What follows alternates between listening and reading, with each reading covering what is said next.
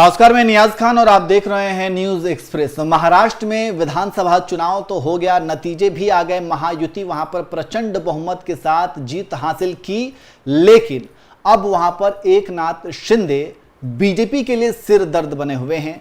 और वो ऐसा क्यों बने हुए हैं? क्योंकि एकनाथ शिंदे अड़े हुए हैं कि वही मुख्यमंत्री बनेंगे। और अभी उन्होंने बयान दे दिया कि जनता चाहती है कि एकनाथ शिंदे ही मुख्यमंत्री बने। अब बीजेपी यहां पर जो है फंसी हुई है और बीजेपी को यह समझ नहीं आ रहा है कि अब वो करे तो करे क्या, क्योंकि बीजेपी की तरफ से देवेंद्र फडणवीस को मुख्यमंत्री बनाने के लिए उन्हें आगे किया गया और एकनाथ शिंदे को डिप्टी सीएम। लेकिन एकनाथ शिंदे जो हैं वो कह रहे हैं कि नहीं, मुख्यमंत्री बनूंगा तो मैं ही बनूंगा, और अगर आप मुझे डिप्टी सीएम बनाते हैं तो फिर होम मिनिस्ट्री और स्पीकर का पद के अलावा भी कई सारे पद हैं कि वो मांग कर रहे हैं। तो इसी पर चर्चा करेंगे और हमारे साथ चर्चा करने के लिए हमारी सहयोगी सृष्टि श्रीवास्तव हैं। सृष्टि, जैसा कि मैंने जिक्र किया कि एकनाथ शिंदे अब वहां पर बीजेपी के लिए सिर दर्द बने हुए हैं, तो ये सिरदर्दी क्या लगता है कि इसका कुछ समाधान है या फिर ऐसे ही सिरदर्द बने रहेंगे? देखिए, बीजेपी को लेकर एक बात कही जाती है कि उन्हें बस अपने मतलब से फर्क होता है।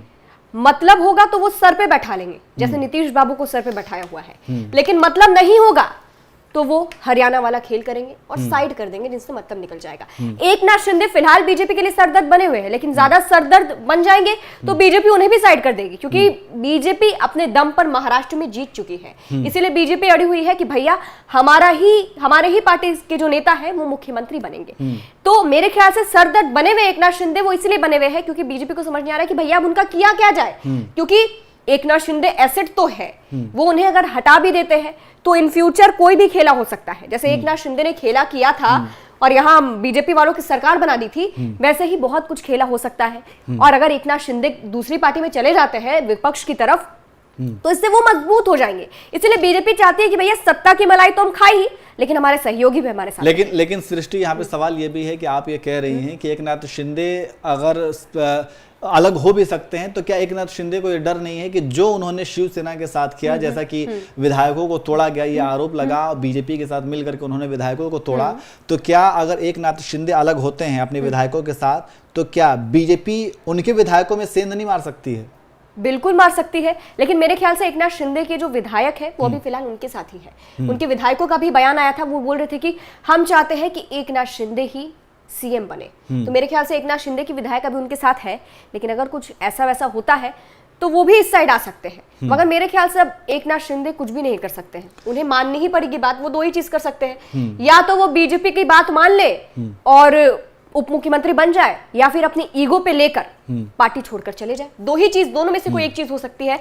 दोनों में से किसी भी चीज से बीजेपी को इतना फर्क नहीं पड़ने वाला है, क्योंकि उन्होंने अपनी सरकार बना ली है। बिल्कुल। तो बीजेपी ने टोटल 132 सीट वहां पर जीत करके आई है और 132 सीट जो है वो पूर्ण बहुमत तो नहीं है, उसको उनके साथ अजीत पवार भी हैं और इससे वो बीजेपी वहां पर सरकार बना रही है। लेकिन बीजेपी ने अब एकनाथ शिंदे को ऑप्शन दिया है कि आप या तो डिप्टी सीएम बनिए, और लेकिन एकनाथ शिंदे जो हैं वो अपनी जिद पर अड़े हुए हैं, क्योंकि उन्हें ऐसा उनका जो बयान आया है नियाज अभी फिलहाल कि भैया जनता चाहती है कि मुख्यमंत्री मैं ही बनूं, तो ये साफ दिख रहा है कि एकनाथ शिंदे कुछ सोच समझ कर आए हैं। अभी खबरें आई थी कि एकनाथ शिंदे अपने गांव चले गए थे, उनकी तबीयत ठीक नहीं थी, तो शायद एकनाथ शिंदे वहीं से कुछ सोच समझ कर आए हैं और एकदम से उनका बयान पलट गया है। क्योंकि इससे पहले एकनाथ शिंदे का बयान ये आ रहा था कि भैया मैं प्रधानमंत्री मोदी अमित शाह की वजह से ही सब हूँ, जो भी उन्होंने बयान दिया था। लेकिन अब कह रहे हैं कि भैया जनता चाहती है कि मैं ही मुख्यमंत्री बनूं, यानी वो संदेश दे रहे हैं आलाकमान को कि मुझे ही मुख्यमंत्री आप बनाओ, क्योंकि मेरे दम पर ही आपने महाराष्ट्र में सरकार चलाई थी।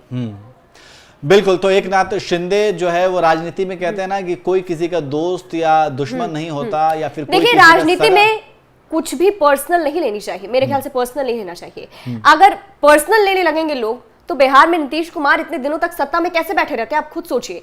अगर वो पर्सनल चीजें लेने लगते तो वो एक ही साइड बैठे रहते। लेकिन नीतीश कुमार राजनीति में कुछ भी पर्सनल नहीं होता है, ना राजद पर्सनल देखती है ना बीजेपी पर्सनल देखती है। वैसे ही महाराष्ट्र में भी पर्सनल नहीं देखना चाहिए। मेरे ख्याल से इंडिया गठबंधन की जो महाराष्ट्र में हार हुई है, ये भी कहा जा रहा है कि वो पर्सनल देखने की वजह से ही हार हुई है, क्योंकि इंडिया गठबंधन वाले जो उद्धव ठाकरे थी इसके अलावा जो शरद पवार थे, वो चीजों को पर्सनल लेने लगे थे कि मुझे धोखा देके गए हैं, मैं उनसे बदला लूंगा। जनता के बारे में ना सोचकर वो चीजों को पर्सनल ले रहे थे। तो एकनाथ शिंदे यहां पर अगर चीजों को पर्सनल लेते हैं तो उनका ही नुकसान होगा।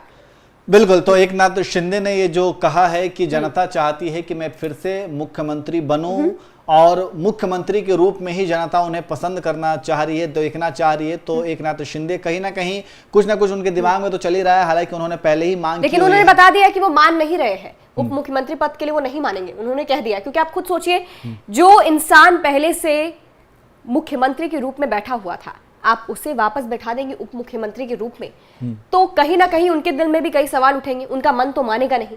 तो वैसे ही एकनाथ शिंदे के साथ बिल्कुल। तो एकनाथ शिंदे के साथ साथ अगर देवेंद्र फडणवीस की बात की जाए तो वो भी महाराष्ट्र के मुख्यमंत्री रह चुके, लेकिन वक्त की नजाकत को देखते हुए उन्हें भी उप मुख्यमंत्री, क्योंकि वो वक्त की नजाकत थी नियाज, उस वक्त बीजेपी के पास सब कुछ नहीं था, एकनाथ शिंदे ही सब कुछ लेकर आए थे। उस वक्त अगर फडणवीस ये चीज दिखाते कि भैया मैं बनूंगा मुख्यमंत्री, तो मामला हाथ से निकल सकता था। लेकिन अब उसी का फल फडणवीस को अभी मिलने वाला है, बीजेपी वही फल अभी देने वाली है।